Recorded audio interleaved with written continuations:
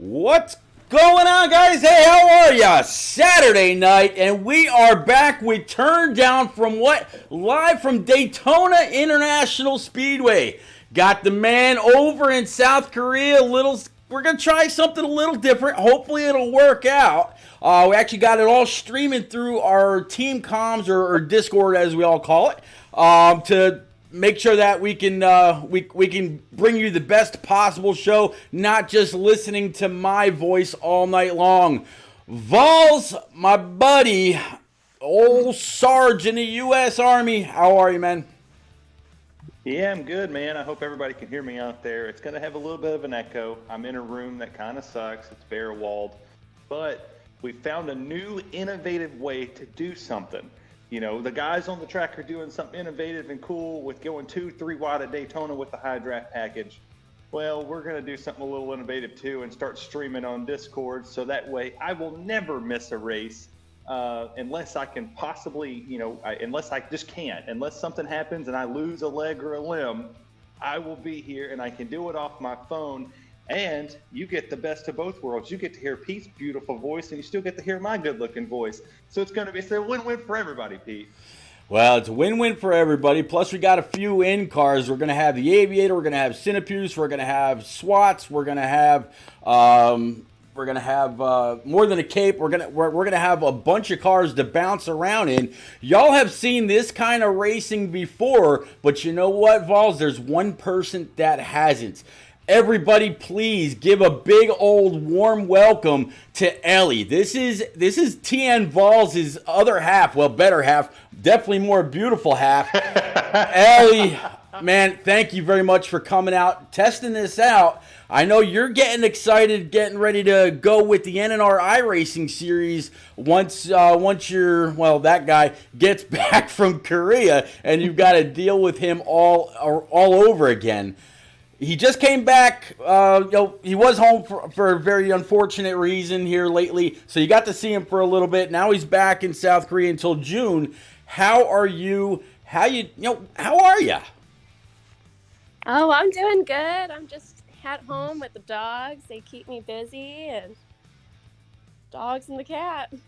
Well, dogs and the cat's better than having to deal with that dog, I tell you. But man, it's gonna be one hell of a race. If anybody out there remembers the rules that we ran at Talladega, that J-Pie and Chain Graboid had actually come up with, those are the rules that we're running tonight. To kind of refresh your memory about those, you cannot push on the bottom line. You cannot lock up on the bottom line. You can push all you want around the outside, in the middle line, wherever you want, but you cannot lock up and push a person to the lead, I should say. You have to back off. If you want to push them all the way around, you got to go up high. But Vols, up high, you run the risk of possibly pushing too hard, and not only that, you can't see through the car in front of you. So when that car gets into the corner and makes that left, you may still be going full bore. You may be in that dirty air. You may not be able to turn in time, and then you're stuck in a wall. And oh, by the way, Daytona, 15 cars on track. You may actually cause the big one, which means you go to the back of the line, which means you spend more time on pit road fixing up your car. It could mean a whole lot. Now, Daytona, Talladega, it doesn't matter where you start because the draft can get you where you need to go. But we've called this race before at Talladega, and it was one hell of a show. It's different, though. There's more lanes at Dega. What do you think we're going to see here at Daytona? Well, it gives you the opportunity. I like the rule of no pushing on the bottom, no locking bumpers. It kind of reminds me of the Truck Series and the Xfinity Series. You can't lock bumpers on or around the racetrack. It's going to produce good 2-3 wide racing, because if you can't push on the bottom, well, get up top. People don't want to just sit around on the bottom and just whatever. They just ride in the train.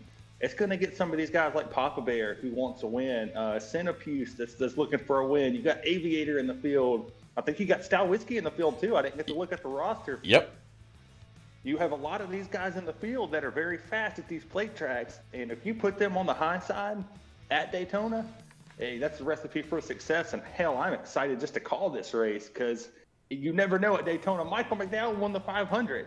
one of these guys could upset and get their way into something better.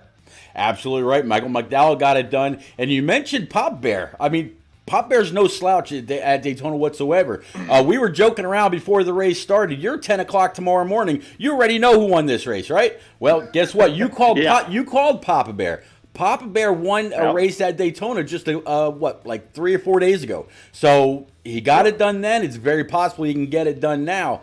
Now, Ellie, you've seen a few of these races, either in NNR or here or Shadow. The guy that we're all going to get to meet down in Daytona in August. Any names that have stuck out to you, and you want to make a friendly wager or a friendly bet on who you think is going to get it all done when the final checkers falls? Oh gosh, I have no idea. I'm gonna just randomly pick, and I think Shadow's gonna take it tonight. It's not a bad pick. No, not a, I don't know if Shadow's actually in the field. Shadow, he's dealing with some family issues right now. You know what? Since you picked a driver with the first letter of S, I'll tell you what. I'll pick somebody just as strong, maybe even a little bit stronger. How about Stout Whiskey, driver of that number 2? And he's actually in the patriotic scheme tonight. I think Stout has a very, very good chance of getting it done. Although Vols mentioned Cinepuse, which is actually going to be one of our in-race reporters here. He's actually in the chat with us. And let's see. Yeah, they're still paused. So let's actually get a hold of the guy. Cinepuse, it's Repeat. You got me, buddy. I do, Pete. How's it going? I am all right, bud. Thanks for 2 things. One, hanging out with us to for anything that we may have a question about during the race, maybe fuel strategy, track, whatever, as well as letting us ride along with your onboard to keep up with any kind of action on the track that we may be able to see. We're about to go through the field here in just a minute or two, or actually less. So we're gonna take our quick break to get through our prayer, and we will be right back. Father, we thank you tonight for all your blessings. You said in all things give thanks. So we want to thank you tonight for these mighty machines that you brought before us. Thank you for the Dodges and the Toyotas. Thank you for the Fords. And most of all, we thank you for Roush and Yates partnering to give us the power that we see before us tonight. Thank you for GM Performance Technology and the R07 engines. Thank you for Sunoco Racing Fuel and Goodyear tires that bring performance and power to the track. Lord, I want to thank you for my smoking hot wife tonight, Lisa. My 2 children, Eli and Emma, or as we like to call them, the Lilies. Lord, I pray you bless the drivers and use them tonight. May they put on a performance worthy of this racetrack. In Jesus' name, boogity, Good job. boogity, Just go boogity. ahead and press the Lord's Prayer. Good job. You're damned. They can't hear me. Yeah, they can. Oh, okay.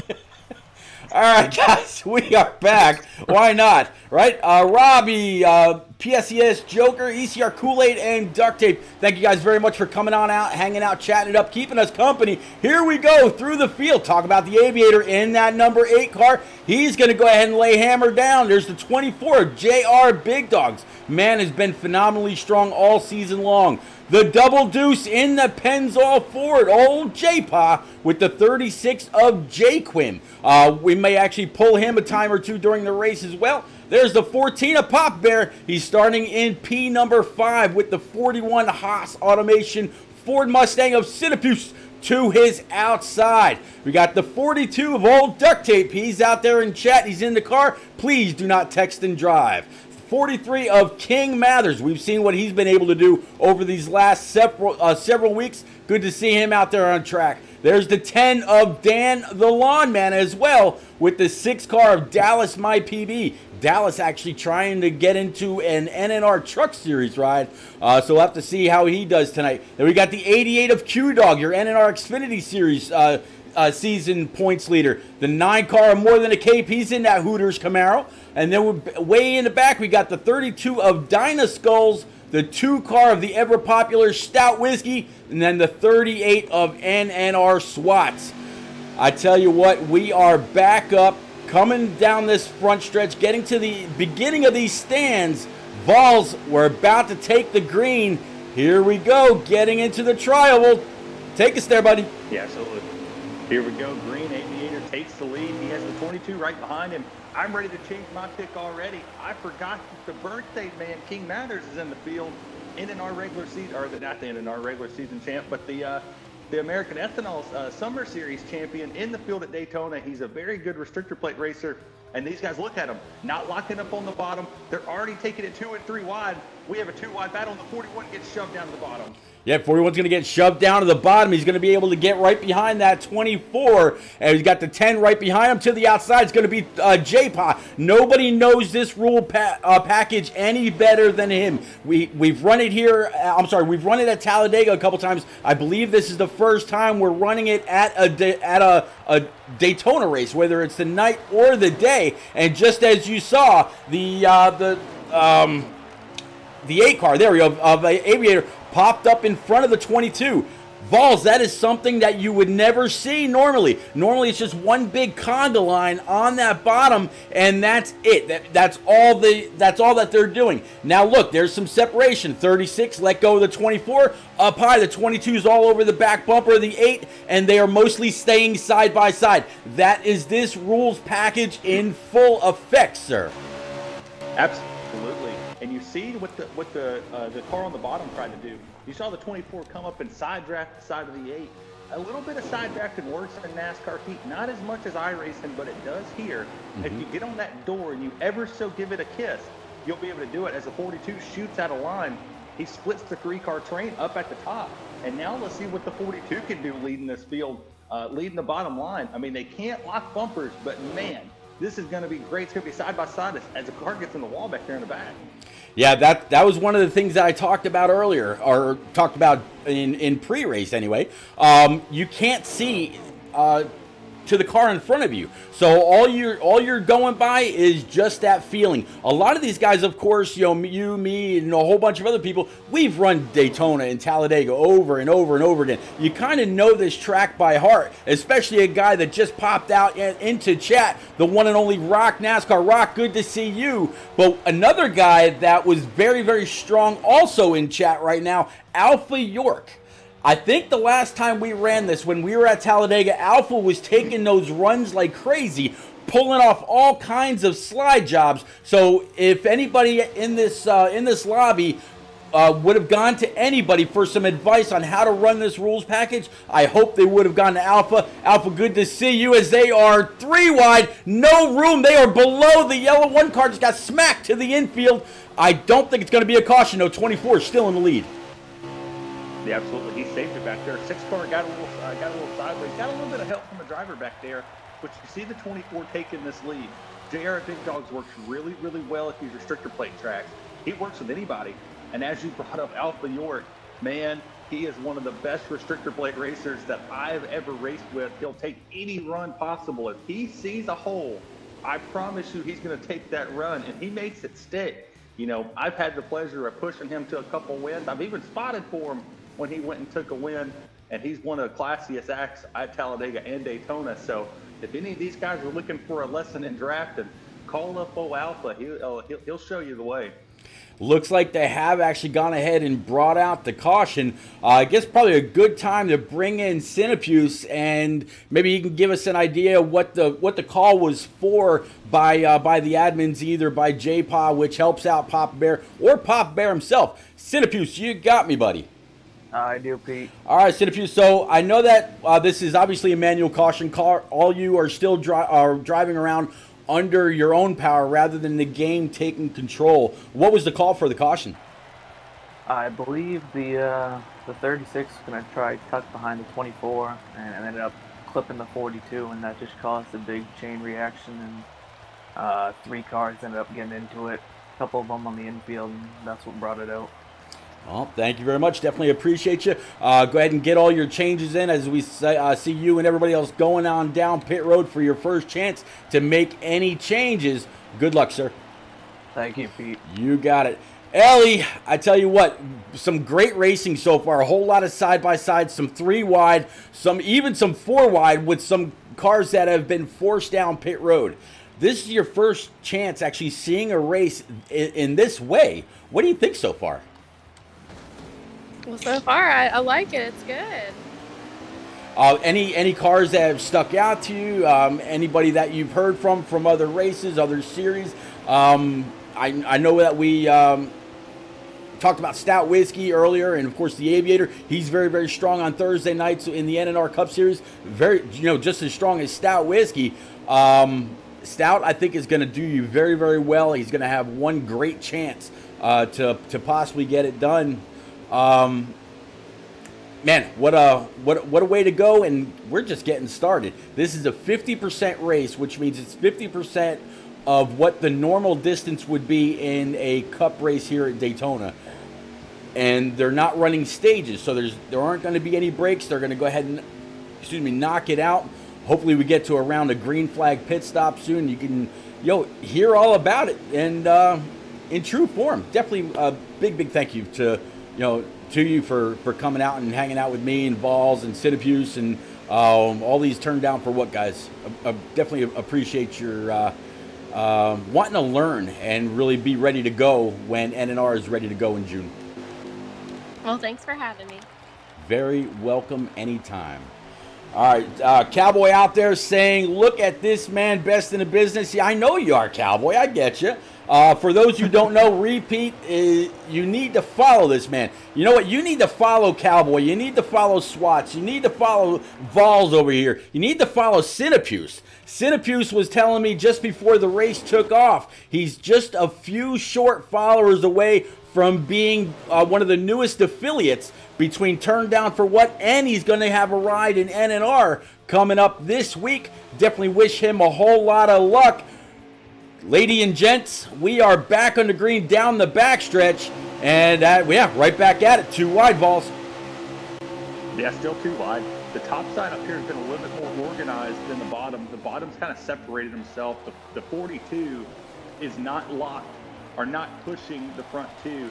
So the high side has the momentum with like a 7-car, 8-car pack compared to the 6 cars on the bottom. So it gives them an advantage.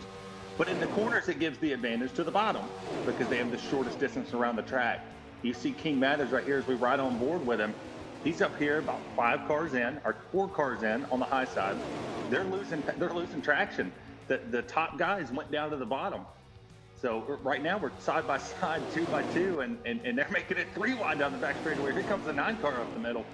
Yeah, they're absolutely doing a phenomenal job. By the time this is over and done with, these guys are going to be wore out. It's not very often you go to Daytona or Talladega and you got to deal with side-by-side or occasionally 3-wide racing. 3-wide, you can get away with it all the way around the track at Talladega.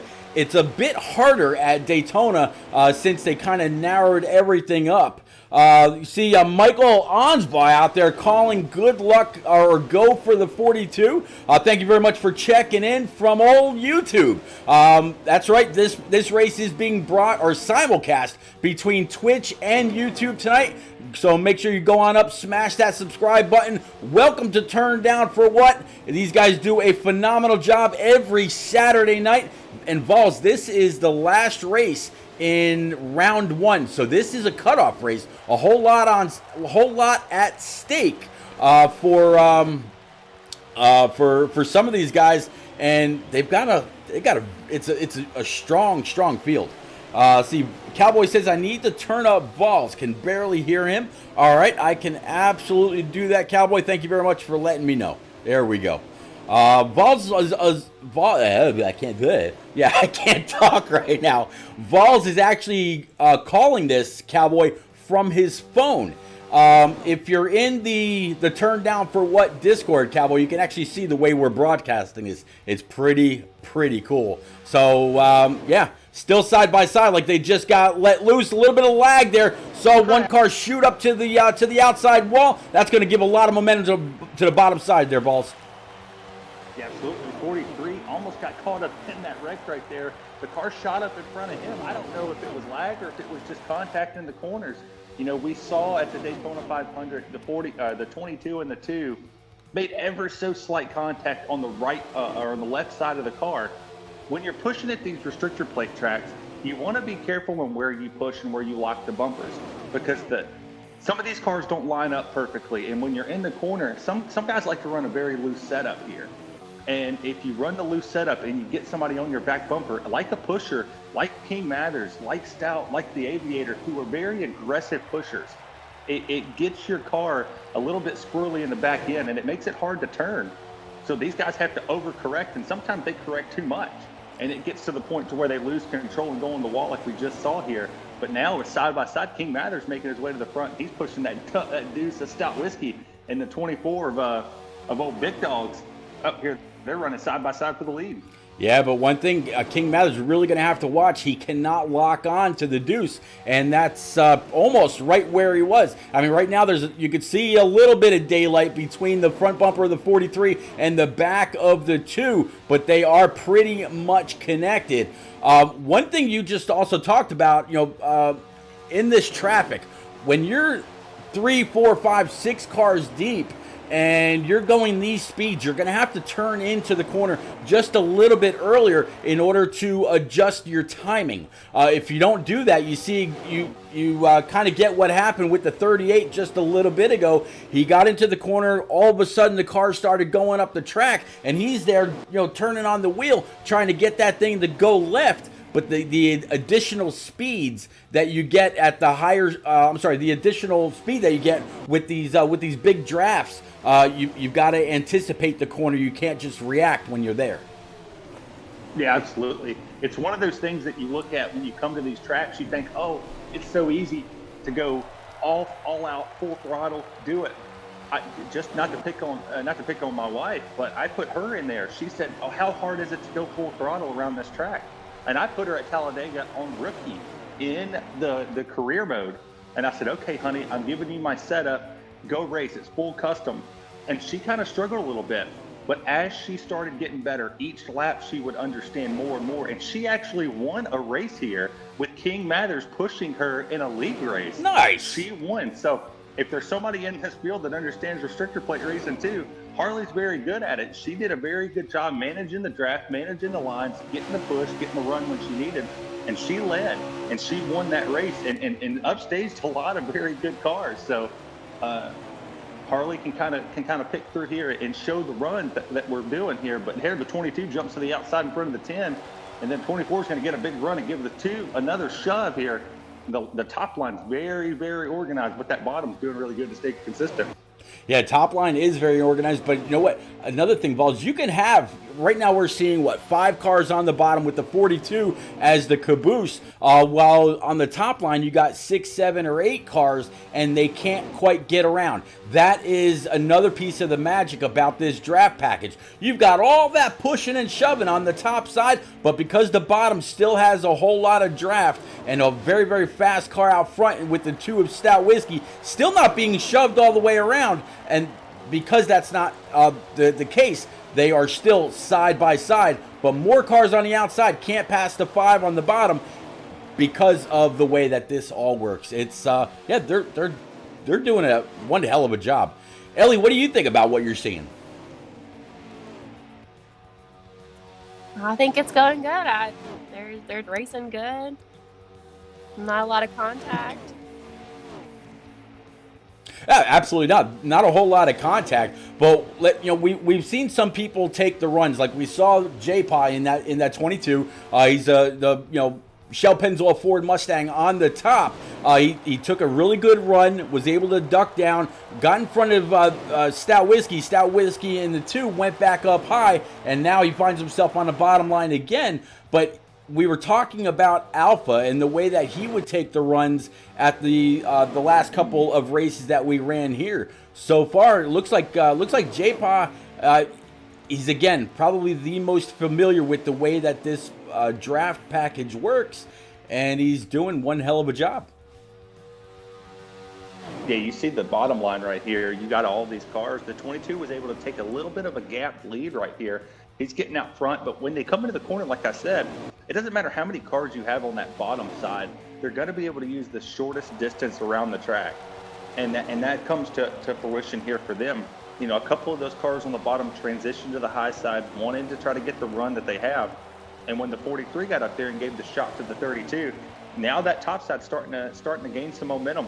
and they're starting to take it. Here comes the 10. 10 said, hell, I want to lead this thing. Yep.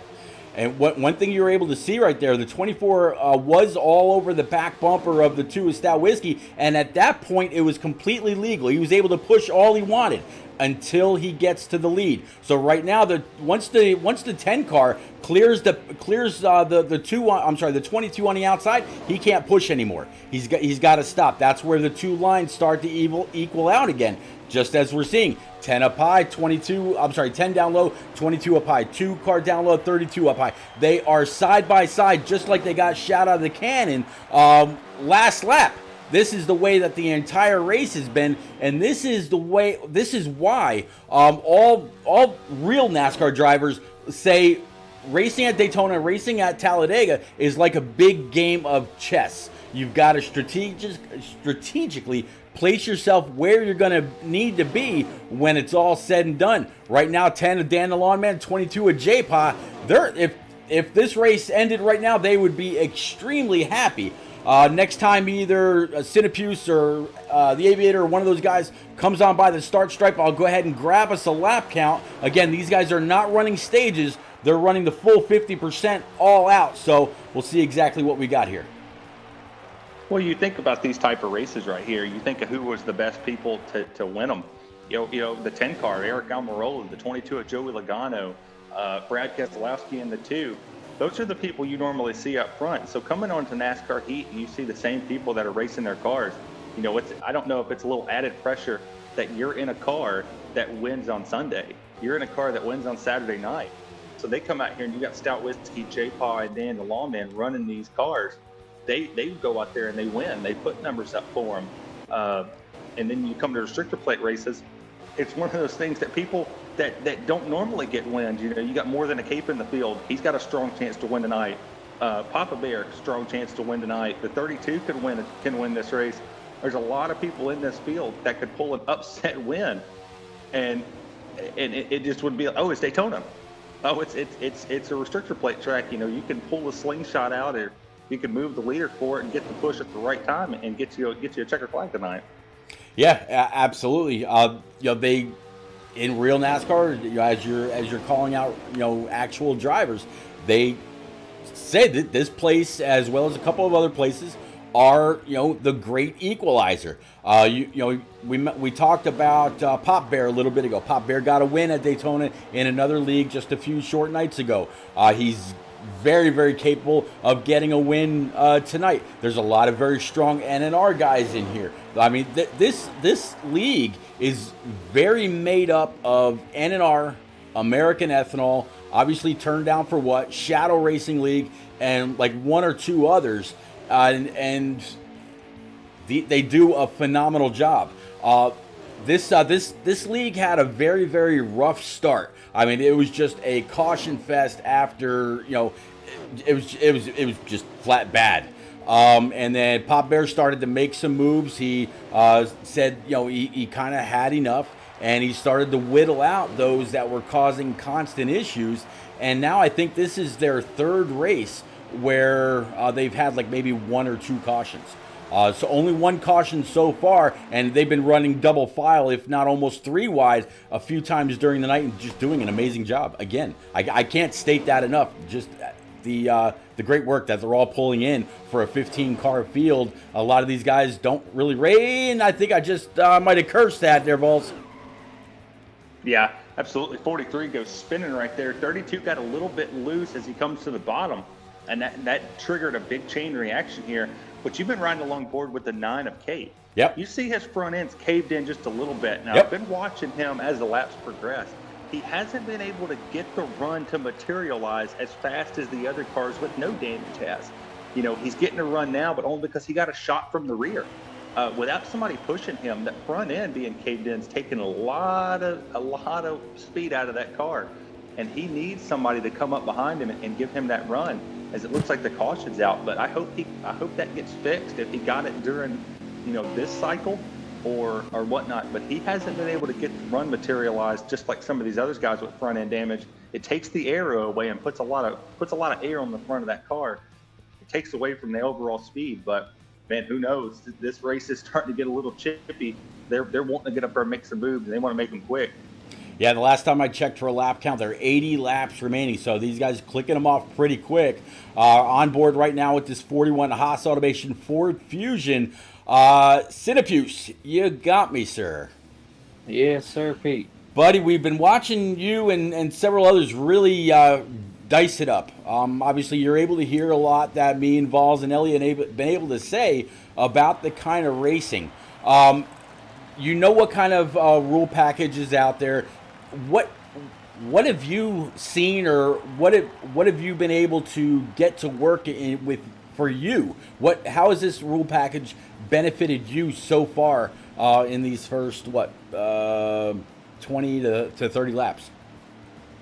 It's definitely something different. I've seen it's not just a single file along the bottom and along the top. We're having a lot more double file racing, which is making it more exciting. You're watching more people, more lead changes. I think it's going to be like this for the rest of the race, hopefully, and hopefully it'll lead out for a good finish.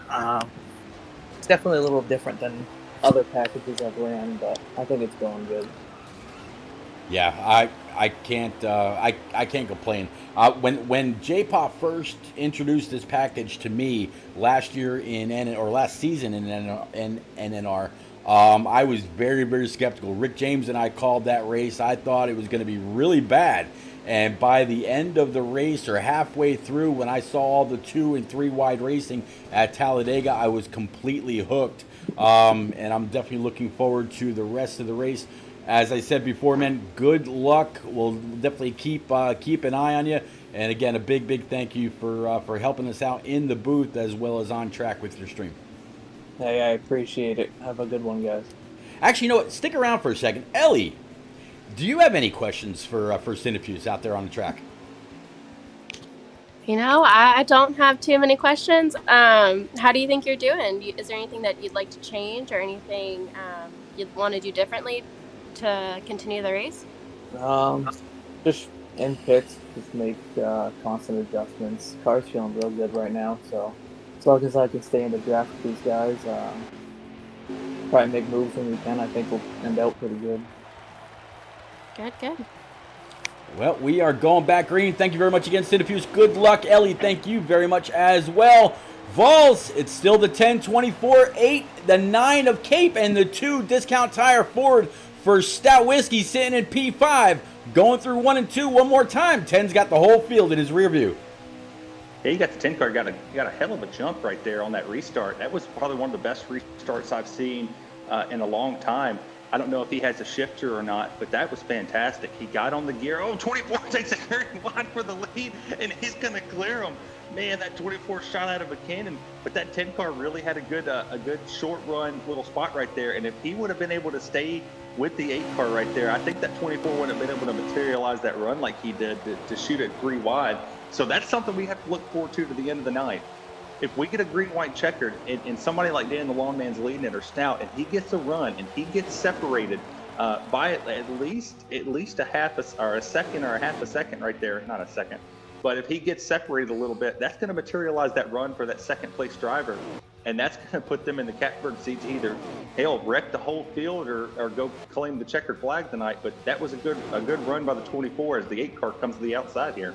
Yeah, very, very bold. And when he took that run, you talk about the 8, you see the 10 of Dan the Lawn Man, and there is that 9 Hooters.com Camaro for more than a Cape. So Cape having a great night. Looks like he was able to get some of that damage on the front end of that car fixed up. But then again, Vols, we know that there's that pit road glitch here on Heat 5. It's not like iRacing where the damage is 100% legit and it's something that you don't want, which is another reason why they race completely differently over on that platform. But Cape right now sitting in P3 up high. He's got several cars down below him. You see the 24 of Big Dogs. You see the 2 of Stout Whiskey. You see the 10 of Dan the Lawman. You see the 22 of J-Pod, the 42. I mean, there are the lines are just as deep on the high side as they are on the low side, and this is all that we've been seeing all night long.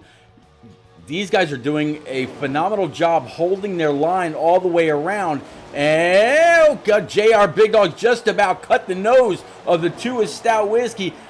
He's very, very lucky Stout lifted. Otherwise, JR might have been spinning through the grass. Yeah, absolutely. It's one of those things that you kind of can't see exactly what's materializing on the bottom, and you have to make the runs quick. But I'm going to pose the question to the rookie up here. You know, we have a rookie doing this too. Ellie, you know, we're talking about the run that the 24 made, and at the end of the race, put yourself in the driver's seat when I was holding your hands, driving you around, and we were winning. When we made the move, you said you wanted to be in second or third on the white flag.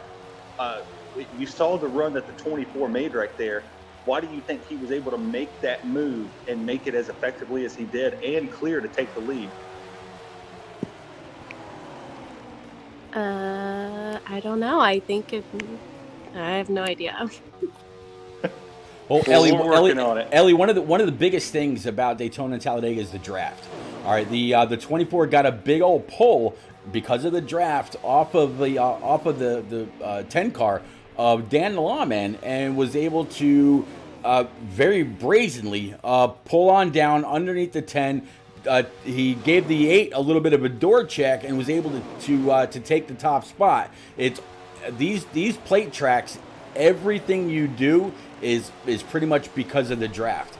The draft is what's keeping all these cars packed together. It's what you'd see, or what you saw last week during Daytona. It's what you're going to see when they went down in it's going to be what you'll see in August when we all finally get to meet each other face to face in Daytona. So pretty much almost every answer about this place is because of the draft. Why are they all stuck together? Because of the draft. Why are they able to take big runs, or what are called slingshots? Because of the draft. It's all about the air around these tracks. Of course, in this case, virtual air, but that's just one part of the physics that the game actually got right for the super speedway or the restrictor plate tracks.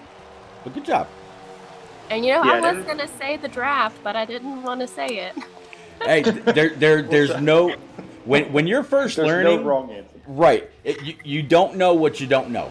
So if you don't know, we're not going to make fun of you if you nope. say, well, why is the 2 able to stay right on the back bumper of the 22 as they go big wreck in the back? Yeah, we're not going to, and I think that's actually going to bring out the first game caution, because I saw the guys pull up side by side. Yes, they did.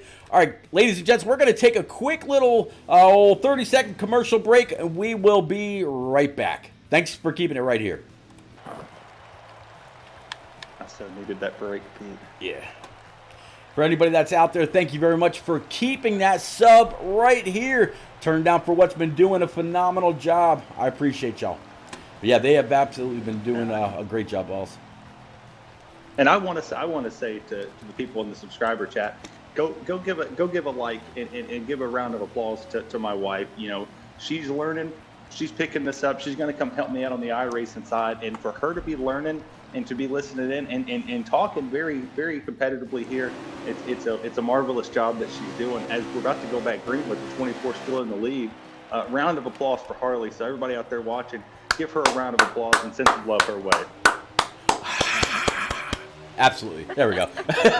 Yeah, 24 JR Big Dogs. He's going to be able to retain the lead. 2 is Stout Whiskey. 2 is outside. The 8 car of the Aviator. Here comes the 88 as well as the 10 of Dan the Lawn Man back there in P5. So pretty strong, pretty stout. Top 5, top 6. So far, though, the 24, again, able to take that lead. And we'll have to see if he's still going to try to play both lines like he did before.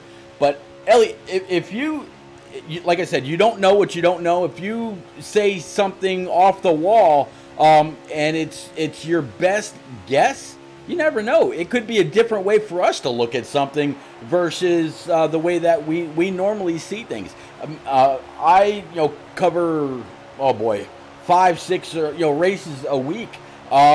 A new perspective sometimes, or like they say, a fresh set of eyes sometimes bring something new to light. So hey, you never know. Tell us what you think. Tell us what you see. You're not going to be wrong. But let's see, 24-8 in the 10 of Dan the Lawman with a big old pull off the 24, and it looks like Dan was actually just able to do what the 24 did to him not too long ago. Back to side-by-side, Vols. The 8 car shot down just a little bit, try to pull out a line and get a run on that 24, but the 10 car left him high and dry. He jumped up to that high side, and he was able to make the run happen and materialize as the 24 scrubbed some of his speed off. Now, when I say scrubbing your speed off, when you turn the wheel, the more you turn the wheel, the slower the car is going to go. So as you turn in the corner, you want to turn it as lightly as possible and just enough wheel in it to keep 100% speed as the lead car, because the more you start to scrub speed, the more the people push you, and that's the worst disturbance your car is going to get. So the 24 had to move, and when he moved lines, the 10 car got a great run, and he's able to take control of this lead. And here comes the 43. Big run from behind the 10. He jumps in front of his buddy in the 24, and now here they are teaming up with one another, pushing the 43 to the lead.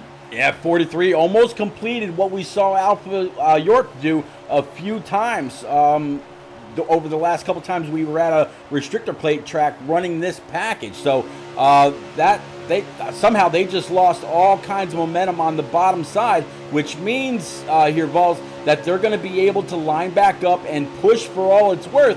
But once that 43 makes it back to the lead, they cannot push anymore. They give it back to the high side, and that's where we get back to side by side. But yeah, the 43, he pretty much took a play out of Alpha York's rule book.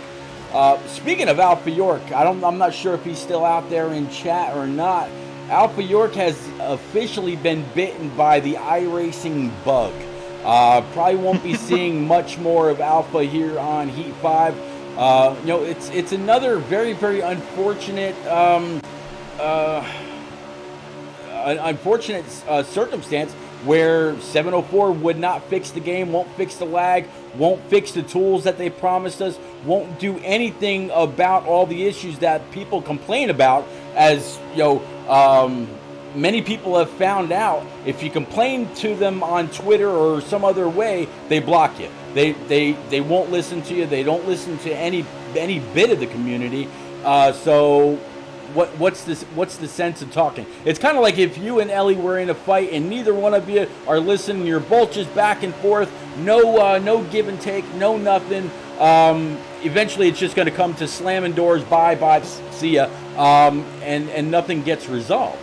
It's the same thing with 704 and just about the entire community.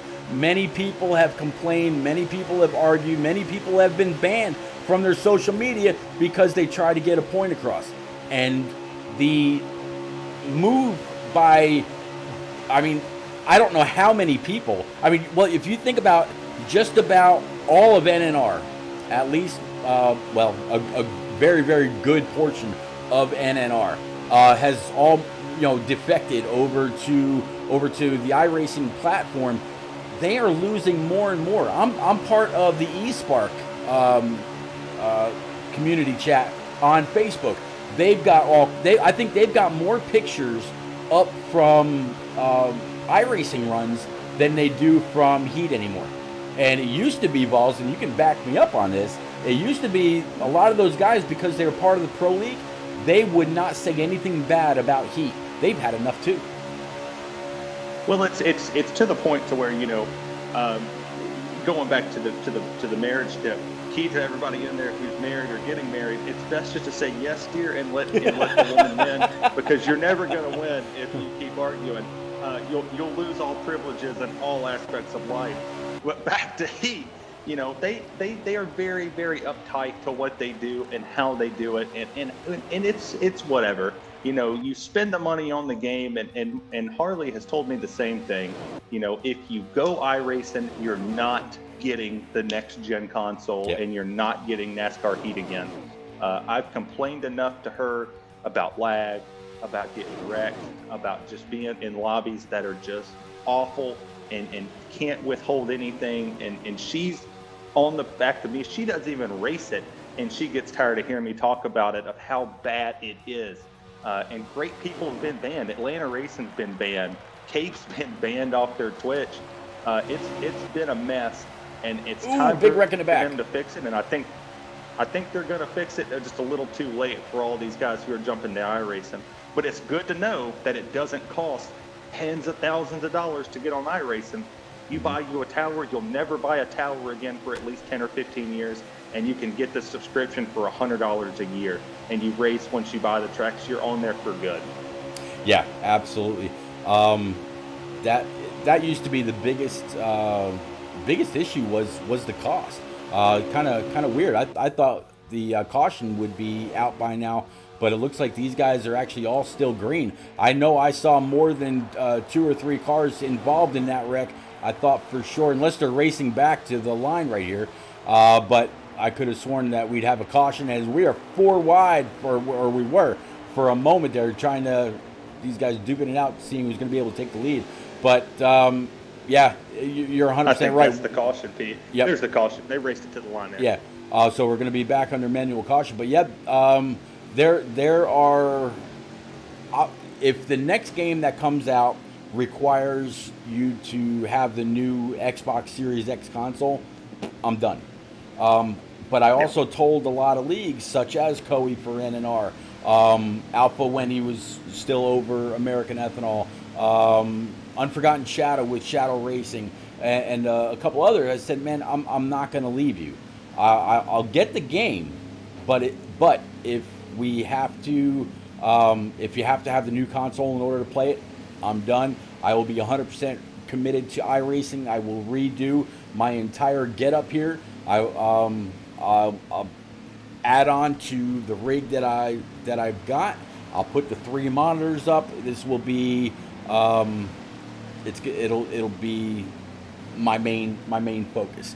And I don't know if you watched the full iRacing race that we had last night from Auto Club, but HD Motorsports just completely whooped up on everybody. I kind of expected it when he got in. That's actually going to be my goal, to be as good as HD is or better, and show him. And actually, I sent him a big old thank you for helping me learn a few things about iRacing over the last year or so. So that will be my main focus if we have to have the new Xbox. If we don't, I'll get it. I'll continue to broadcast for some of the leagues on here, including NNR, and we'll kind of go from there. But back to all this. Pit road adjustments are done. Damage is taken care of. And look at this. Our guy up front, it's going to be the 41 of Cinepuse. Cinepuse, it's repeat with Vols back in the chat. Buddy, it looks like you're going to have a whole lot of clean air on the front end of that Haas Ford. Talk to us about your pit stop. 2 tires, no fuel. What'd you do right there, and how you feeling about your chances of keeping the lead? Took 2 tires. We're gonna see how it goes. Hopefully, we can get a pretty good run. Try and jump up on the outside. Try and get some pushes from these guys. But we're gonna see how this pit goes, and see if 2 tires can make it. Well, I don't think you're going to have an issue with 2 tires. Usually, 2 tires is the norm when you come to restrictor plate racing on during green flag pit stops. So I think you're going to do very well. Good luck. You got JR Big Dogs to your outside. You got a lot of strong cars behind you. You get after it, and we'll talk to you again next time. Balls back green. 24 got one hell of a jump. In fact, I think he actually just passed our leader on the outside before the stripe. If I'm not mistaken, he's got to give that spot back. I don't know. I think the restart zone gives you the opportunity and the option once you get to the end of the restart zone to make the pass. It's going to be very interesting. I think we might have distracted our leader right there as it came to the or if JR Big Dogs has a shifter, it might have gave him the advantage. But Ted the Lawn Man, he is not patient whatsoever. He wants to pull the Dale Jr. He wants to lead every single lap, and man, he's making some of these runs. Somebody get him on the horn. Let's see if that's Alpha racing that damn car or not. 'Cause he sure does look like it. Yeah, absolutely. He's pulling all those big runs off the draft. and doing everything that he possibly can.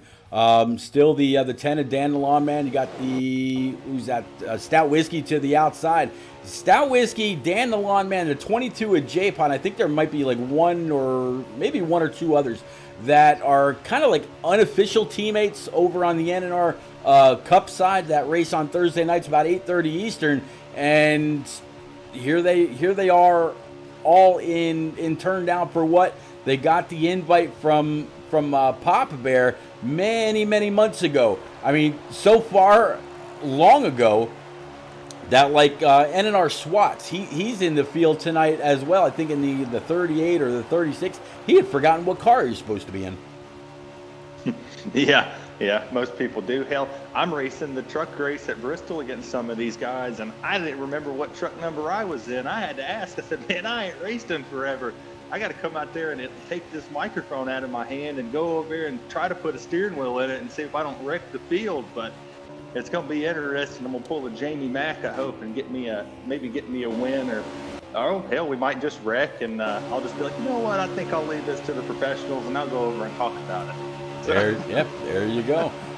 It's going to be a whole lot of fun to watch you around the Concrete Canyon on Tuesday night, right about 9:30 Eastern, when the NNR Truck Series heads over to the last great Coliseum, Bristol, your home track. And I know, buddy, you can't wait to leave South Korea, get back to the great state of Tennessee, and be home with your wife, and just get back to somewhat of a normal life. Speaking of your wife and normal life and all that, Ellie, how you doing? You hanging in there? I'm hanging in there. I'm still watching. All right, Stout Whiskey, the guy that I kind of replaced Shadow with.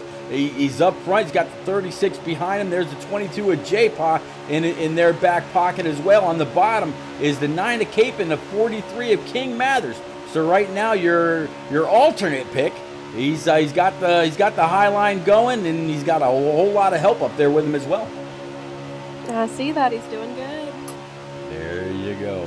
So Ellie, I think everybody's fan favorite here. Is Kate, the guy you got the thing going, and me and Harley got to partner with Kate, and she actually runs the Facebook group for him for More Than a Cape, and he even sent us some shirts. Well, that's cool. I want one. No, man, that's Kate, awesome. If you're listening, Pete wants a shirt. Yeah, I want a shirt, and we got another big wreck. I see 1, 2, 3, 4 cars, which means I'm going to guess these guys are probably going to race it back to the line. If not, they'll make them check up. Not 100% sure. Stout Whiskey gave up the goat off the throttle, so that goes to tell me that they are just going to go ahead and call the caution right there. We'll have to back it up and see exactly who was the leader. I think if they had the real timing, which car was where when the lights came on, I'm pretty sure Stout Whiskey had that deuce in the front.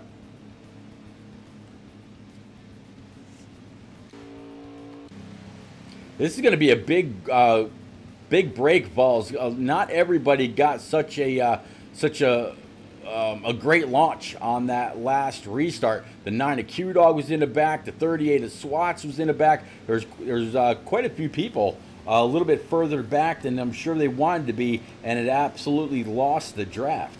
Let's see. In fact, let's go ahead and you talked about Cape. While he's going down pit road, let's see if we can't get him into the booth for just a second. Let's see. They're in the cup. 1 second. All right. More Than a Cape, it's repeat Vols and Ellie in the booth. Buddy, you got us. What's up, Pete? Cape, man, we're watching you with a pretty, what used to be a pretty damaged Hooters Camaro. You were able to fix a lot of that up. You've been inside the top 5 most of the night. We were just talking about More Than a Cape and the organization, and Ellie helping out with your Facebook page. How you doing tonight? What do you think your chances are of getting that thing to the point? I think I've got a pretty good chance. I got a good car here, and just gonna, try to roll my dice correctly, and hope I have some luck to get up there to the front. That's what this track's all about. Well, right It's now all up about, front, Sorry, bud. get Go in ahead. the right line. Yeah, it's all about being in the right line. This rules package is a little different, so Yeah, it is. Right now, it looks like Pop Bear and the 10 of Dan the Lawman are up front as I see you and the rest of the pack trying to catch up to them. I'll let you get back to it, buddy. Good luck the rest of the night, and hopefully maybe we'll be talking to you as part of the top 3 when it's all said and done. yes, sir. Thank you guys in the booth. Y'all have a good night. You do the same. All right, Got a so pretty good piece of advice for old Kate right here, Pete.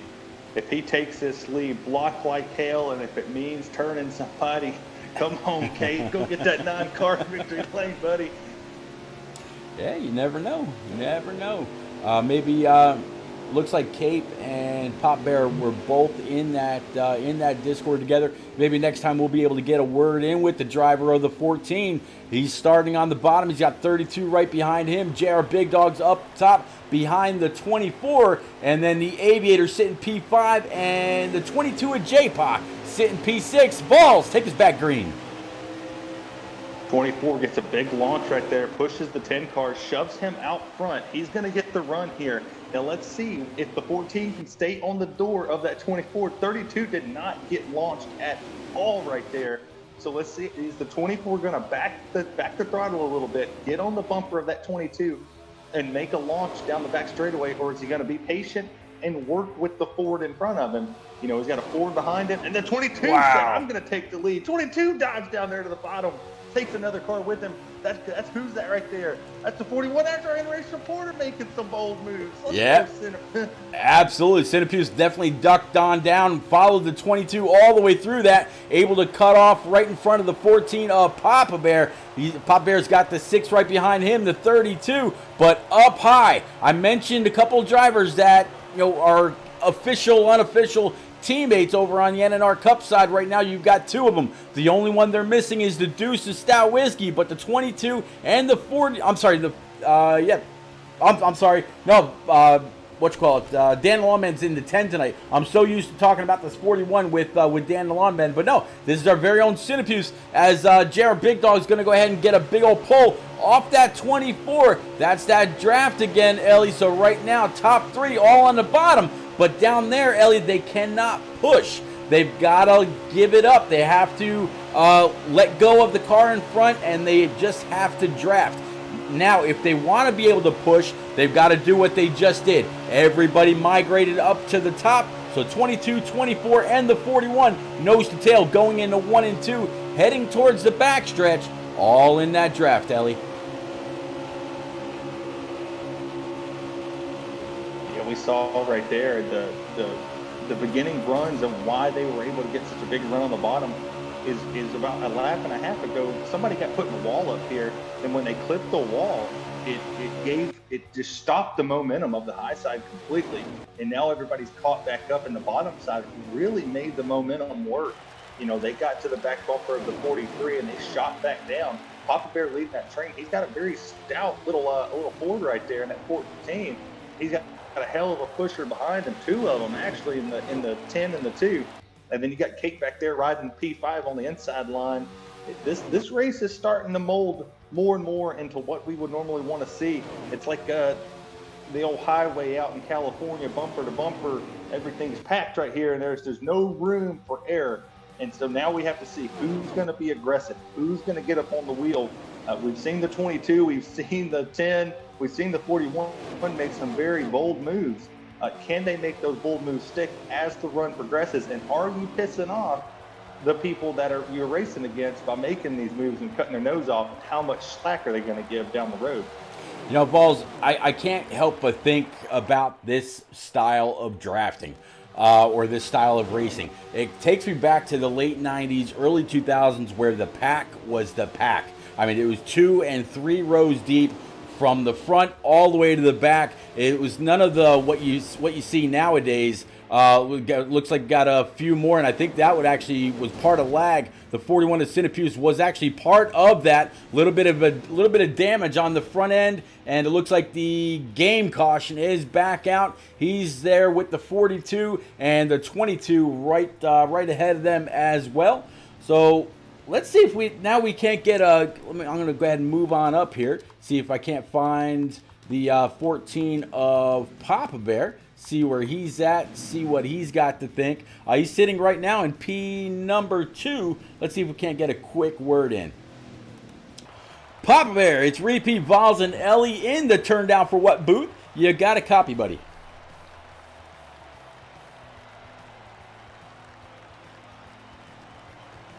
He's seeing checkered flags, Pete. I don't know if he can hear us. Yeah, I'll actually go ahead and let him get back. That way he can pay attention to what's going on. So, yeah, it looks like the 24 JR Big Dog, 14 of Pop Bear to the outside, 43 of King Mathers, and I believe it's going to be the 36. That 24 has been getting some pretty great jumps. I would imagine he's got that wheel, he's got that shifter. Vols, you've got that shifter. It's almost like you've got an extra 10th in the bank anytime it comes to a restart. Another great one by the 24. Yeah, absolutely. The shifters, whether it's the Thrustmaster or the G920, really gives you an advantage. And on a restrictor plate track, when you're running custom setups, there's a big difference between custom and the preset ones. When you're running preset, you really don't get the launch that's there. You have to really quick shift it. You can't lollygag. When you're running a custom setup, like I like to run here at the restrictor plate tracks, you can get a huge advantage if you just lower the gear ratio just a little bit, and you kind of make that fourth gear a 1. Just make it 1, and you can launch. But we saw what the 24, the 10, and the 22 has been able to do when they get these restarts is they're able to quickly get it in the fourth. They get a quick launch, and then they back up. I saw that 24 back up to the nose of that 43 and kind of let him stop the run. He's stopping any momentum that's coming behind him, so they can't make a very bold maneuver to go to the high side or the bottom. So good on the 24. Here comes Kate side by side for the lead with the 10 car pushing him. Yeah, 10 car of Dan Lawman giving the 9 of More Than a Cape a big old shove to the front. But guess what? Now, because he's there, they've got to back off. So Dan the Lawnman no longer all over the back bumper of that Hooters Camaro. He has left him be. So the 24, the 43, the 2, and the 36, they are nose to tail up on the high side. Just as I say that, 36 tries to come on down. Cape cuts him a break and allows him to come on right in front of him. 24 now all over the back. Now all over the bottom. But now he can't be pushed. Cape is up on the high side. They can shove him all they want. But the 24 just doing a great job of playing both lines.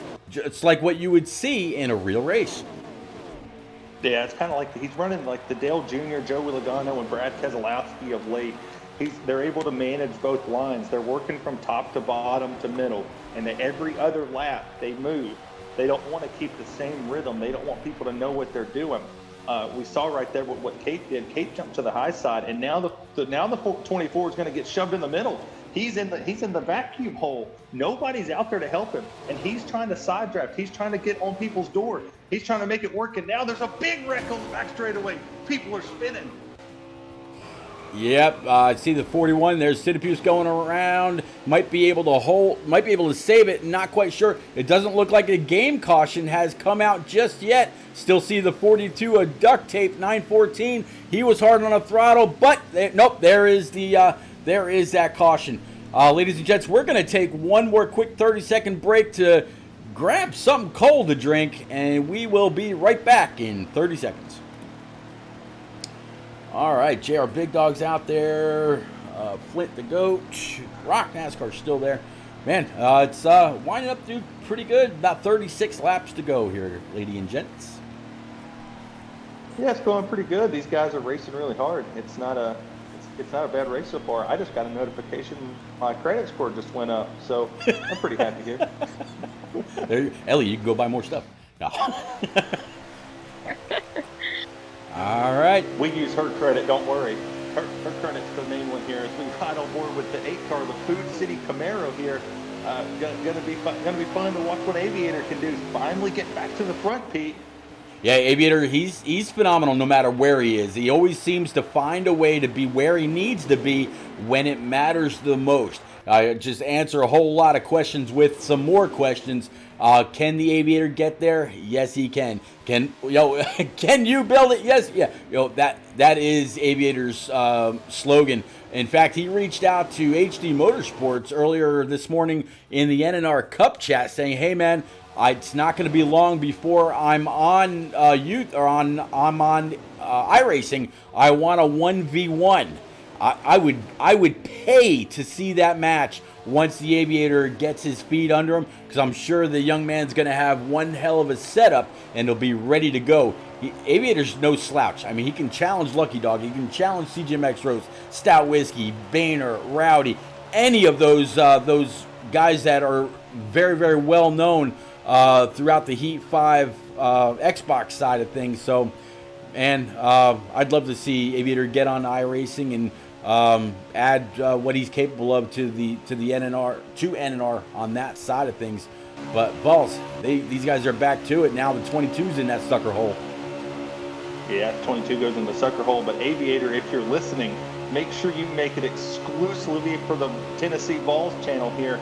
Let your boy commentate that one. If it's 1v1, I'd love to watch that race. And hell, we might charge some people to come out there and watch it. $2 admission charge. And if you win, I'll give you half of it. But this race right here, the 22 found a hole in between the 6 and the 10. He was able to get out of the middle. That's very rare here at Daytona or Talladega, to get out of the middle and find a hole as quickly as he did. He didn't cause a wreck. He didn't stack the bottom lane up. He actually assisted the bottom lane and slowed that top lane down, as now the 6 and the 22 take a run on the 10. This race is just getting interesting. It's far from over. Yeah, very far from over. Big run by the 9 of Cape all the way up the middle. Had a huge pull off of the 22 of J-Pa. Ellie, if you were just watching that right there, is a couple cars playing ping pong. And we got the big one right at the line. This will be a caution. Game caution number 03. And when Cape took that run, forget about it. It was over. But, man, Ellie, that was a big example of the draft right there. JR Big Dog's out there in chat says he loves how the outside line pulls down the stretch. I don't doubt it one bit, Balls. Well, I tell you what, JR Big Dogs, if you can hear what I'm saying to you, you're a fan favorite. You're one of my favorites. I didn't pick you to win. I'm sorry, but if you do win it, you're not going to make me sad. I mean, I went with the 43. So if you can shoot that over to him, that one of his buddies is wishing him a happy birthday, and I hope he gets a birthday win. But JR, you're definitely one of the best out here on this, and you're running P2 right now. Cape's got the lead. What can you do to stop him with your buddy behind you too? Yeah, JR Big Dog's the outside more than a Cape, down low. 14 of Papa Bear. Two of the people that we were talking about earlier that can easily get it done on these restrictor plate tracks. Papa Bear's got a win just last week right here, and he's got quite a few strong cars behind him. Cape staying up high, trying to keep that 24 very close in tow, not allowing the 24 to get a big run to where you can try to duck to the inside or duck to the outside. 9 blocking 2 lanes, both the middle and the top. 14 of Pop Bear down low with Dan the Lawn Man, and the 6 in his back pocket. Both lines about up to speed, Balls. Well, you think of what JR said in the chat as he gets into the wall right here. 43 gets to the low side of him. He said that he liked the from the back straightaway as he's getting a run. The sucker hole that's on the top side, if you're able to get the push, you're gone. If the bottom can't push one another and lock bumpers, you have the advantage, because the 3rd car, 4th car, 5th car in line on the bottom is getting a big run, and they give one quick shot, and that's it. It's just one quick shot after another, and it slows you down once you give the shot to the car in front of you. So if the high side's able just to lock in bumpers and just roll with it, every time they're going about 2 or 3 mile an hour faster on the high side than the bottom. So we see Kate up there. We see, I think the 6 just jumped down to the lead here, but you see Cape and them working the high line. The 43 is all over that bumper. He hasn't let go of that bumper in about a lap. That's the big key. Is a shot and staying locked onto the bumper is totally different things. Well, we've been talking about how strong that 24 is. They're 3 wide for the lead right now. 10 down. That was not going to last. That's going to be another big one. I don't know how many people spun right there. But yeah, that was pretty nasty. They're still wrecking. Ooh, 10 car hard to the inside wall. No, actually, it wasn't the 10. It was something car that looked kind of similar to it. But yeah, caution's back out. Somebody just asked how many laps were left, and I was kind of getting to that. We've been talking about the 24 laps were remaining just before that caution. I think we'll come back to 22 to go, maybe 21. Rock, good to see you. Yeah, he gone. Rock, the living legend himself, Mr. NASCAR Heat, hashtag Rockin' Community in the chat. What's up, Rock? You're an instant legend. I was talking to Frozen yesterday, and I said that one day I'm going to try to get on Rock's level. And she said, I don't think anybody can get on Rock's level. So challenge accepted, Rock. We can go side by side and watch every race together. That would be amazing. Originally, Rock was supposed to race with NNR over on the iRacing side, but I tell you, I give this man all kinds of credit to his dedication to making sure that all these leagues get their moment in the spotlight.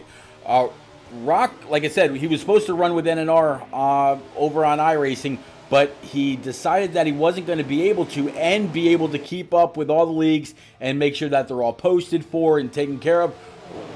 The community and the Facebook page that Rock has built is just simply phenomenal. I'm actually going to go ahead and put a link out there to that right now. And ladies and gents, if you're a fan of NASCAR, which I would imagine that's why you're here,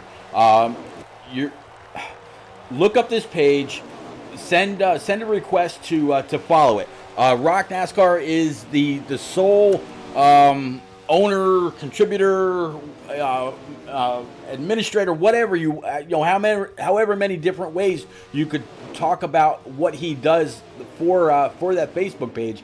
But go on out there, give it a follow, and just tell him Repeat sent you. I tell you, if you like a community where there's very, very little to almost no drama, you're going to love the page that Rock maintains. It's flat awesome. He does a great job.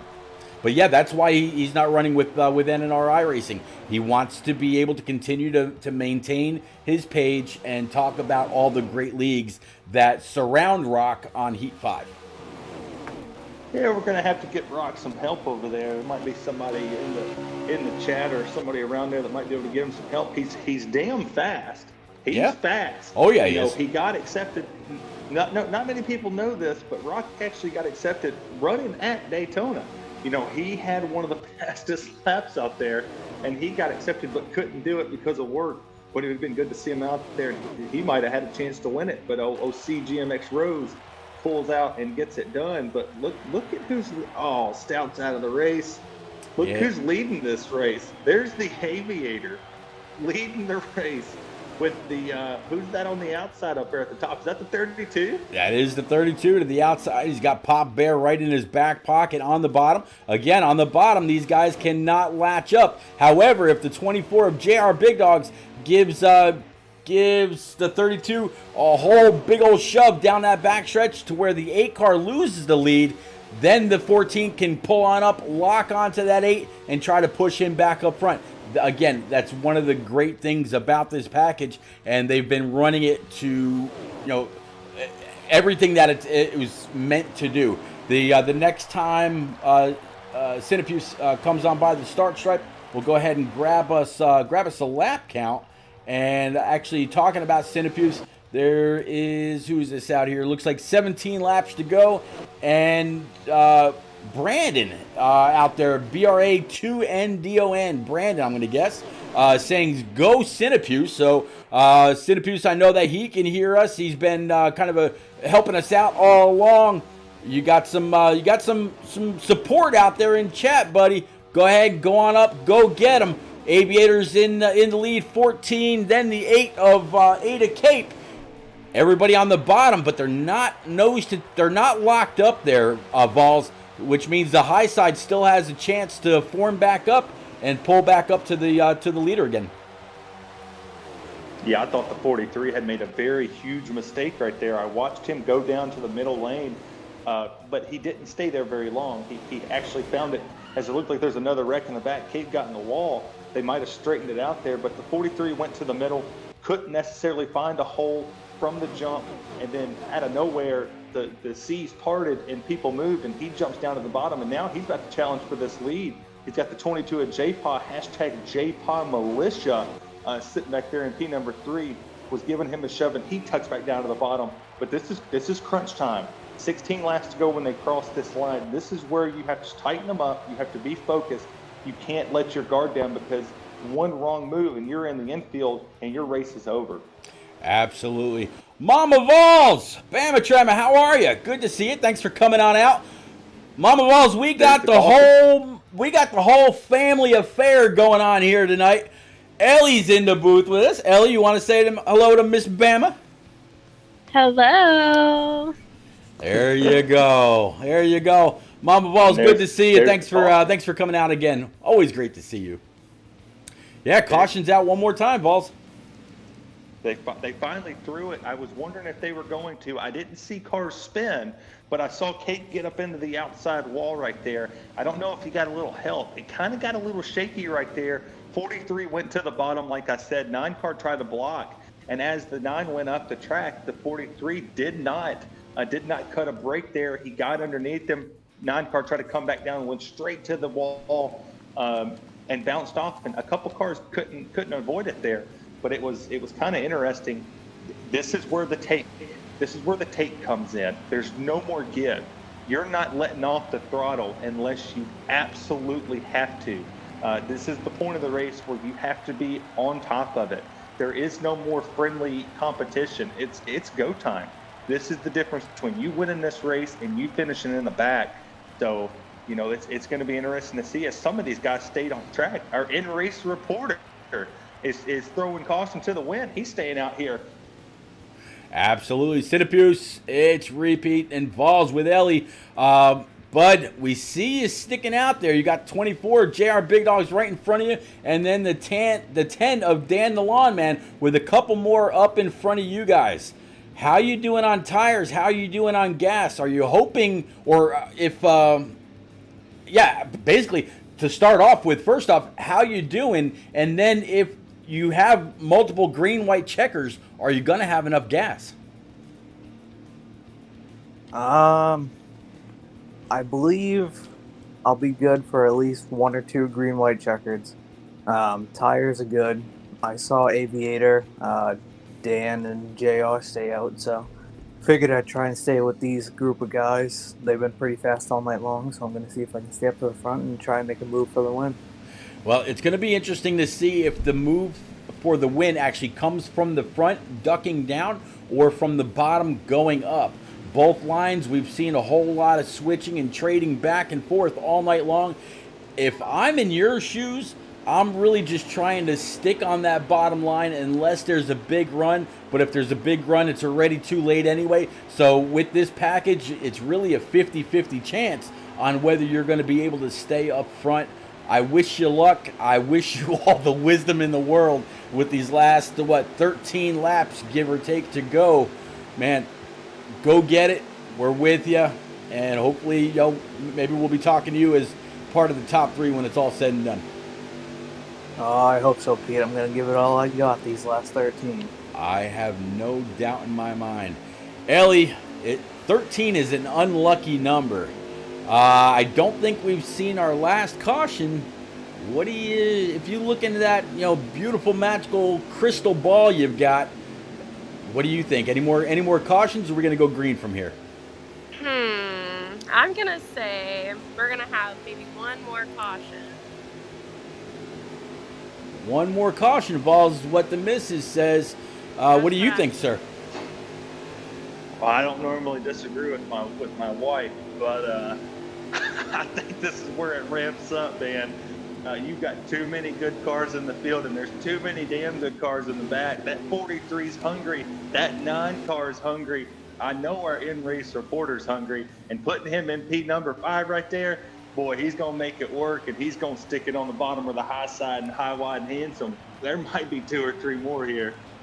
Well, the Aviator, he's going to go ahead and lay that big old gas foot down. We got the 14 of Pop Bear. They actually got a pretty even start. And I know the Aviator, he's got that wheel. He's got the shifter. So that 14 must have gotten one hell of a push from that 24. 24's had great restarts all race long as well. So 8 car with the 14 right tucked back in behind him. Actually, now it's the 10. So it's already changed up a little bit already. Going down the backstretch still side by side, Vols. Yeah, it was a big thing what the 14 did. As they were coming in the Geico restart zone, he went down there and door checked that 8.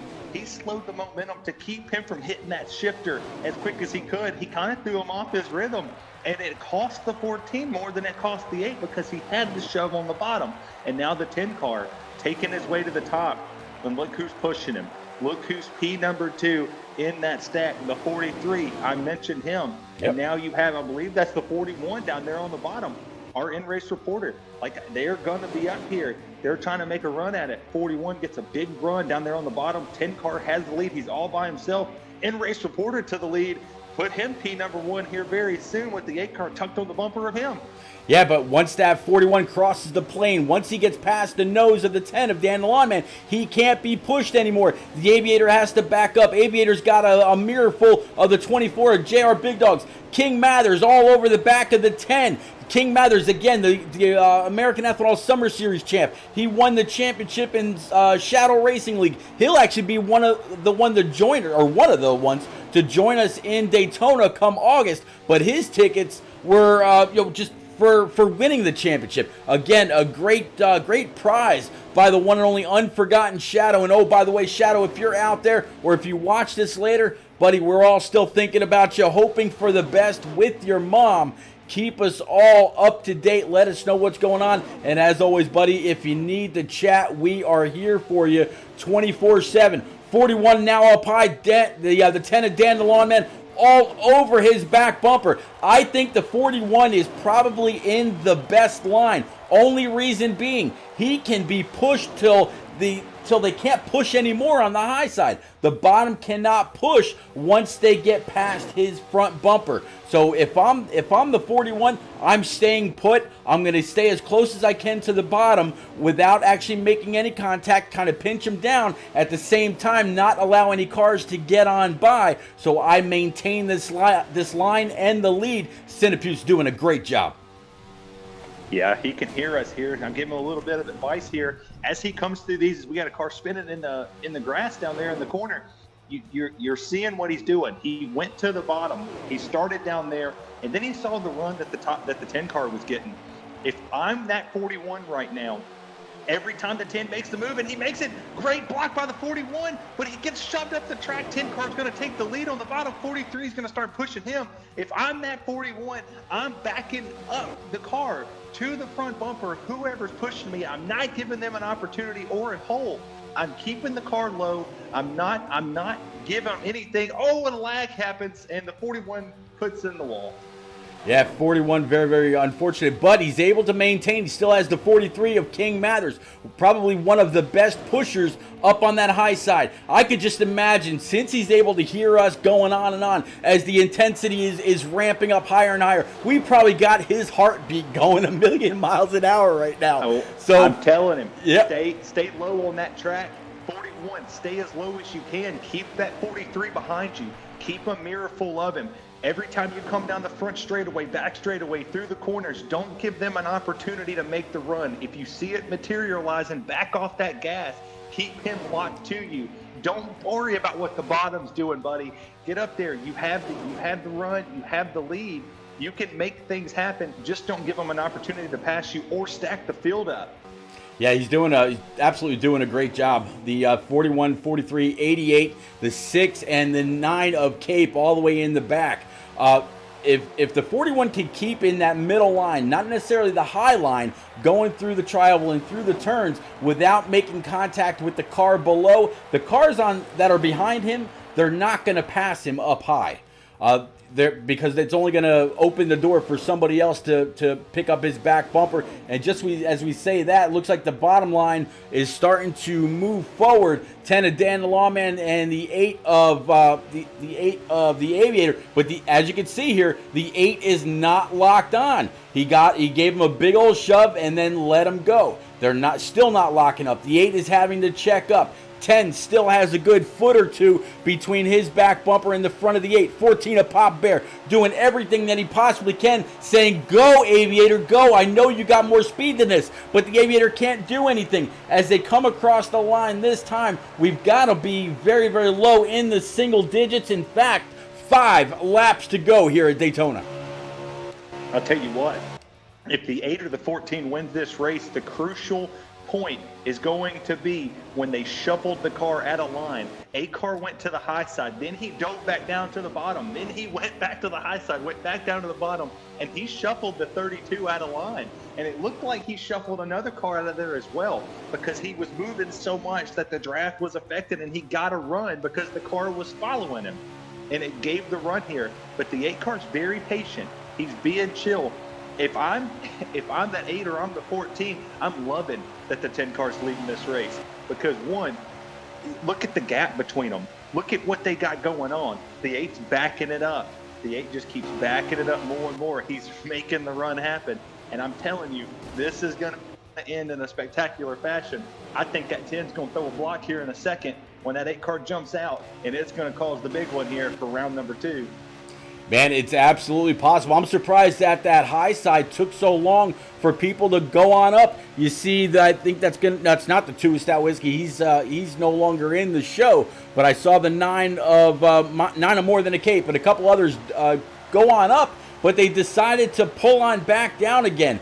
This cannot be the way the race ends after the way that it's been this entire time. And just to show everybody out there, the 8 is not tucked in on the 10's bumper at all. It's just the gap. It's just what they're all preparing to do. They're all backing up their stance a little bit, getting ready for that one big run. Vols, I think this 10 is just a sitting duck because he can't be pushed once somebody does decide to go to the outside. You see the 6 and a few more in the back half of that shot right there. They're going to try to mount a charge, and they've only got 3 laps to do it. Yes, sir. And look who's P number 4 on that bottom line, a in-race reporter. This could be his opportunity. The moment he sees that 8 car step out of line, and this is my personal preference, the moment he sees him step out, as he jumps to the high side here, he's trying to make the charge. He has a fast hot rod. Cade jumps to the outside with him. The moment he sees the 8 car make the move, he needs to make the opposite of it. If he sees the 8 go high, he needs to shoot low. And that's something that the rest of them can listen to. If they hear what I'm saying, the moment you see the 8 make the move, go opposite of him, because that's your best chance to win. You're not going to get a bang-bang situation where you jump out with the 8 or you stay with the 10.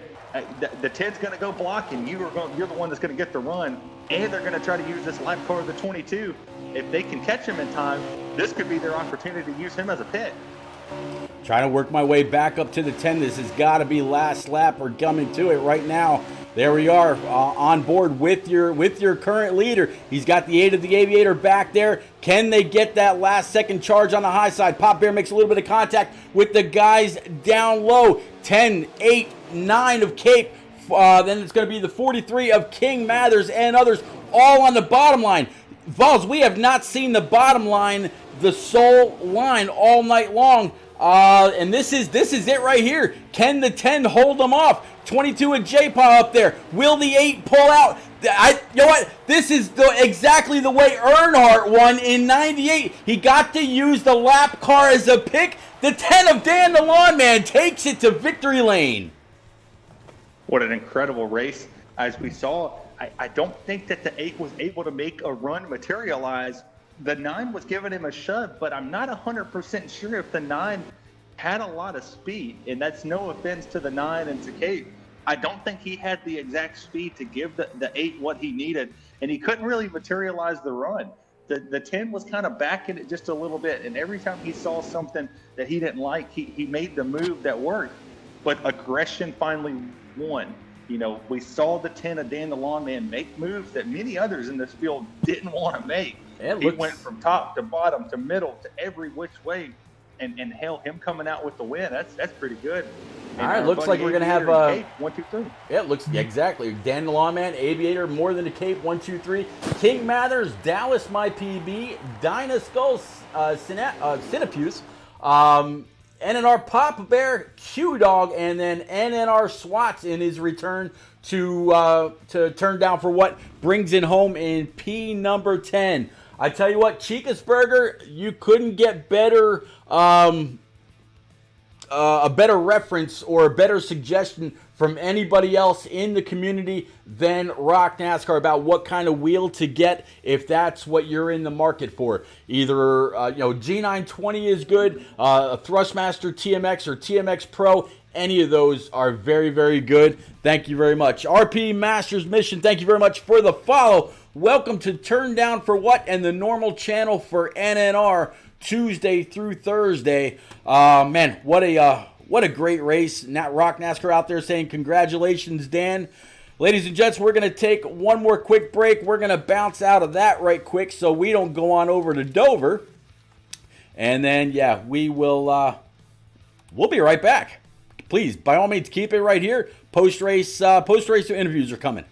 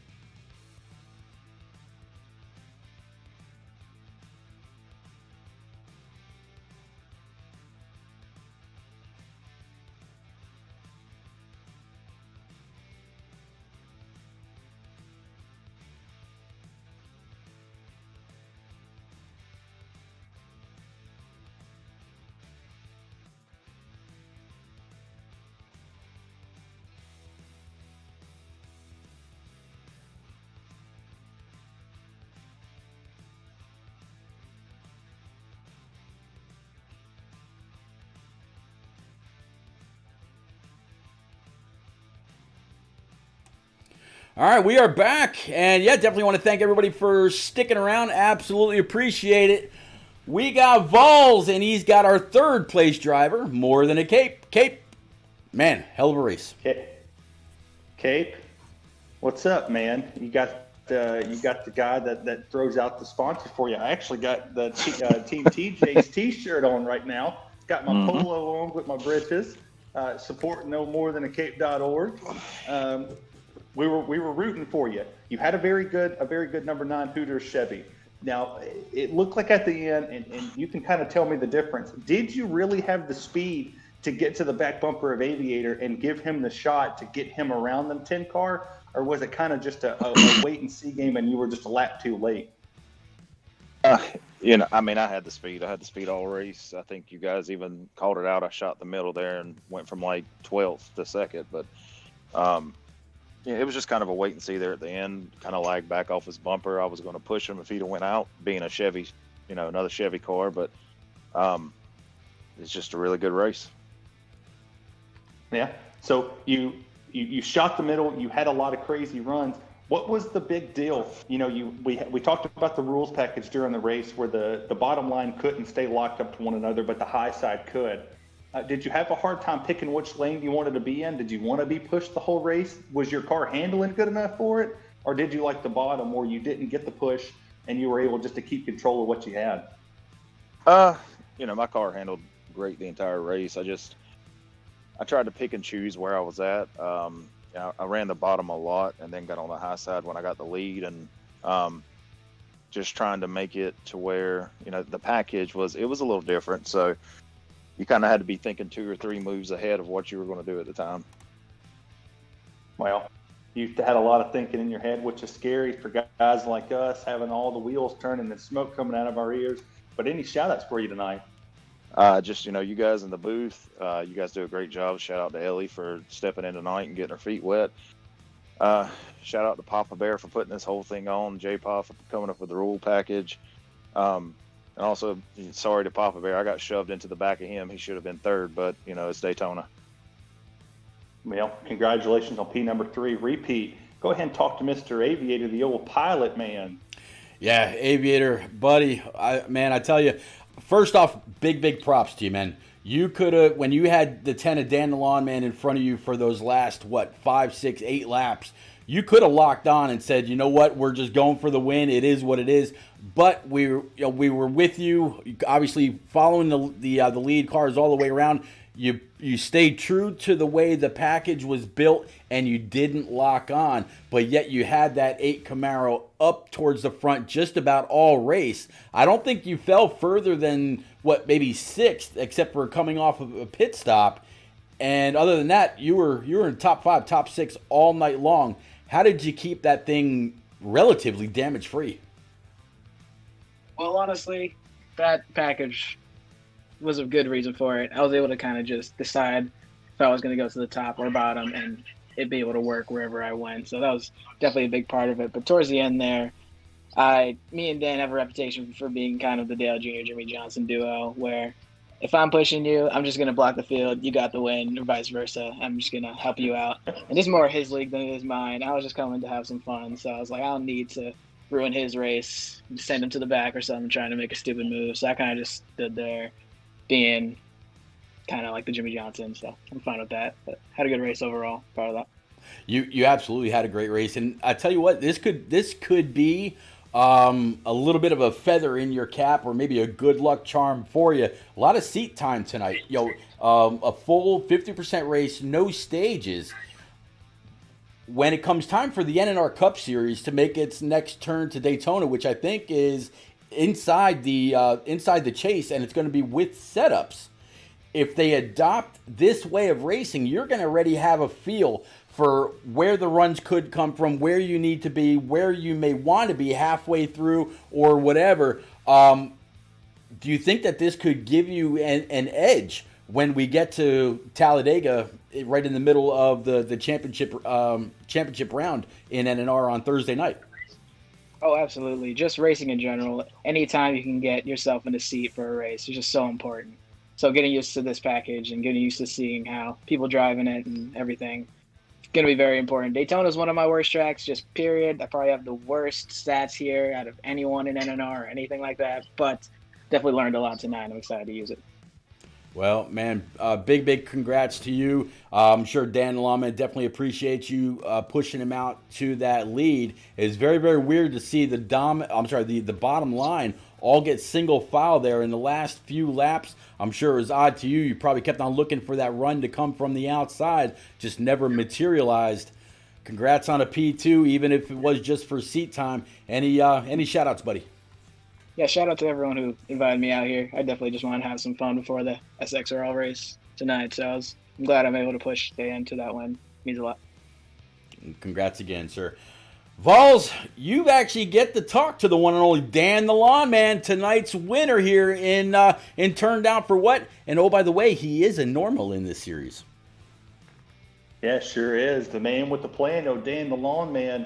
The grass looked great out there. There was a couple cars that went out there and destroyed your lawn. I don't know if that made you mad or not, mad enough to go take that win, but you made some incredible moves. Kind of walk me through what your mindset was when you made those moves, and your car was fantastic. What did you use? What motivation did you have to get up there and make the moves as bold as you did? First off, I'm really super excited about winning the plate race. And I have no idea why that run on the outside never came those last few laps, but I just held it to the bottom. But man, the car was real good all night. It was a blast. Shout out to all my buddies, Aviator J. Paul Clem Stout, JR. It was all a really good race there at the end, man. I knew Aviator was going to cut me a little bit of slack, but I have no idea why the run never came. They outnumbered us, so I wasn't just going to take the car to the top and get, dive bomb down to the bottom. So I just stuck it up there, but incredible car for sure. One of my favorites. I love going to these plate tracks, and this package, man, I think it kind of shows the plate drivers. They always seem to gravitate toward the front of the field. So it was a blast. I know there was some contact there at the end. I don't know why. Caution didn't come out or something, and it kind of broke the field up, so that probably really worked to my advantage. But I can't wait to go back and rewatch this one. That was a lot of fun, that race. Well, you had a hell of a run. You had a hell of a race. Any shout-outs for you there? You're able to pull a win off as a regular season guy here and turn down for what? And I know it means a lot to you to win. So, hell, go ahead and take the floor. Give some shout-outs out to your buddies. Yeah, man, just Aviator forever. That was, good looking out there, looking out for me. J. Paul, J. Quim, and Stout Whiskey. Those are my homies. Everyone in NNR. Coey for putting everything on. Pete, I finally get to talk to you in Victory Lane, so that's cool, man. So thanks for everything you do, Pete, and just everything you guys do. It was a lot of fun. Really enjoyed it. I'll tell you what, I'm pretty sure you're solidly close to, if not already, in the realm of making it to the NNR Championship on Thursday nights here in just a little bit. And like I mentioned to the Aviator, Talladega is part of that 6-race playoff. And if Coey and J-Paw and Stout Whiskey and the rest of the admins choose to adopt that package that J-Paw and Chain Graboid came up with, man, you've already got a little bit of an edge, just like Aviator said. Man, glad to talk. Yeah. Glad to talk to you. Congratulations one more time, buddy. Thank you, man. I appreciate you guys. Thank you. You're very, very welcome. Well, Vols, as always, buddy, man, what last thoughts on this race tonight? Well, it was a very interesting race for me. I'm looking at it from an Apple iPhone here. It kind of was a different experience for me. I was able to see it from your standpoint. We were able to see the exact same things. I love the package. If Coey's out there, I know I'm just your iRacing broadcaster, but man, if you want to talk about excitement and you want to talk about something that's going to bring eyes to NNR, that was fantastic. It gave great racing from the top to the bottom. For Talladega, I would love to go back and rewatch what you did for Turn Down for What there. This racing all the way around was great. The pushes were awesome, and Dan the Lawn Man getting a win. There's no better person in this league or in NNR to get a win than Dan. So it's awesome to be out here, and a new experience for me to do it from Korea on a cell phone. There you go. Ellie, I'm not letting you skate on by this time. I tell you what, your first race, Turn Down for What, led by the one and only Papa Bear, does a great job. He's really, really beat and belted. Yeah, he's really brought the level of this league up since it first started. It's actually absolutely gone through its growing pains. What did you think of tonight's race for your first, and would you do another with us? I think the race was very good, and it was very interesting to actually sit in the booth and listen and get to commentate a little bit. So, thank you so much for allowing me to come on and dip my toes. And I would like to come on and join and, be your backup again one day. Well, you are absolutely welcome. I think I'll probably end up talking to Unforgotten Shadow about his Sunday league, and hey, bringing someone new into it and getting you ready for when you and Vols call the NNRI Racing Series in June. It's gonna, all this getting in and talking and getting used to things, getting to know the drivers, whether it's by game or tag or by name. It's only going to benefit you later on. Thank you very much. Absolutely appreciate you. As for me, that is going to be it for tonight. I'm about to pick somebody out there. I think it's probably going to be the one and only Stout Whiskey. He actually just brought up his stream to race in, I think it's like RSR or something like that tonight.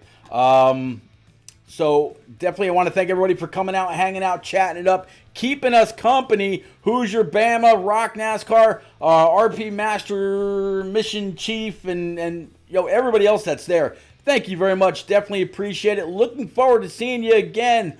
I probably won't be on tomorrow afternoon. Unforgotten Shadow said he's not quite ready to get back and going. He's kind of dealing with some things right now. So if you would, please keep him in your thoughts.